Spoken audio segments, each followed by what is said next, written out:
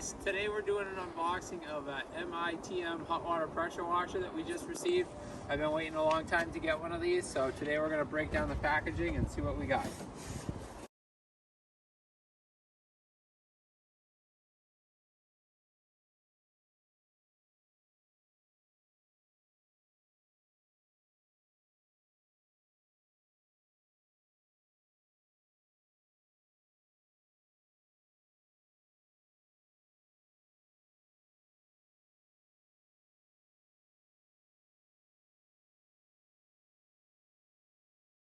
Alright, so when they ship this to you, they use brackets to clamp it to the pallet so it doesn't go anywhere, and then they just wrap it with a box.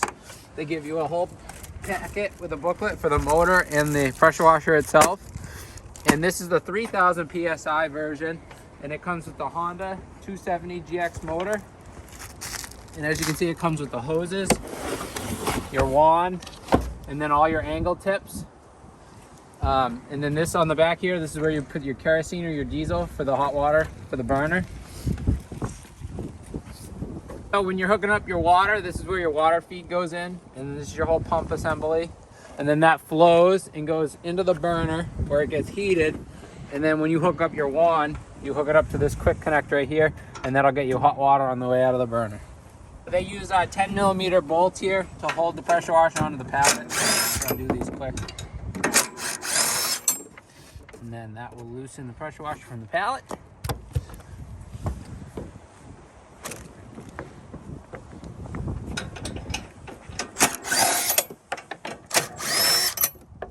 Okay, now it's loose.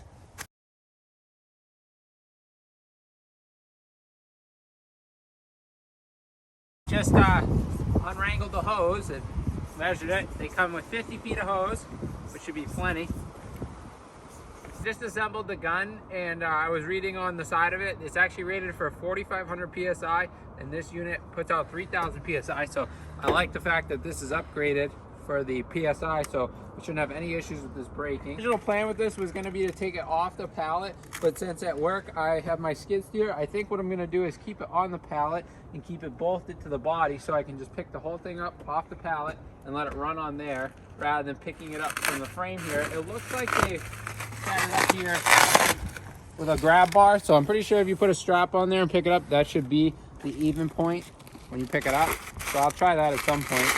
But like I said, with the forks, I think I'll just pick it up with the pallet and leave it on there, keep it nice so I won't scratch it.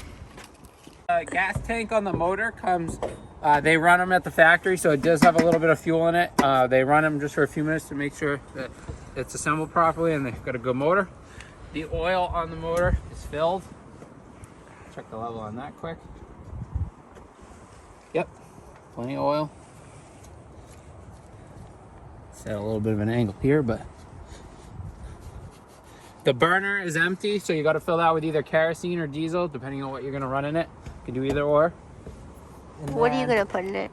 I'm going to use diesel because that's what I have in my transfer tank. And then there should be, yep, there's oil on the pump here. So I'll check that. Make sure they filled all these properly. Yep, so the stick's good. Plenty of oil in there.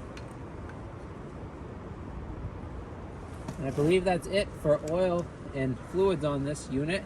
And it actually has a sight glass on the side of the pump, so you can see it's just like a compressor. Should be right there in the middle on the sight glass showing you the oil level. And then right here is a soap. You can use like a soap additive if you want to run that through the gun too. The only thing about that is that it sends it all through the pump and everything. I'm not a fan of that. I'm going to use a degreaser and a separate pump bottle and spray it onto the machines that way to avoid sending too many chemicals through the machine. Coming off the diesel tank or the kerosene tank, there is a filter, so it'll filter your fuel, so they do fill that and pre-check that, and then that flows into the actual burner itself. Pretty much it for the unboxing. They send it all pre-assembled, and your fluids are filled, your oils are filled. You got to do your fuel for your motor, and you got to do your fuel for your burner. But other than that, everything's tight. There's nothing that's loose. There's nothing that needs to be assembled. I like the layout of everything. Everything has inspection ports and covers. where you can check the fluid levels. The diesel burner has a gauge on it, which is cool.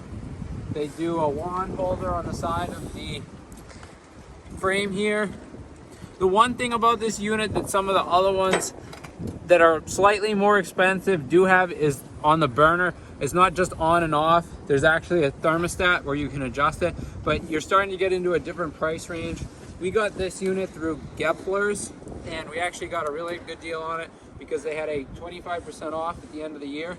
So we ended up saving quite a bit of money. They do get you for freight. It's 200 bucks to ship it, and then depending on where you live with your state tax. But if you can find a good deal on these with promo codes and different end of year events and that kind of stuff, you can save quite a bit of money.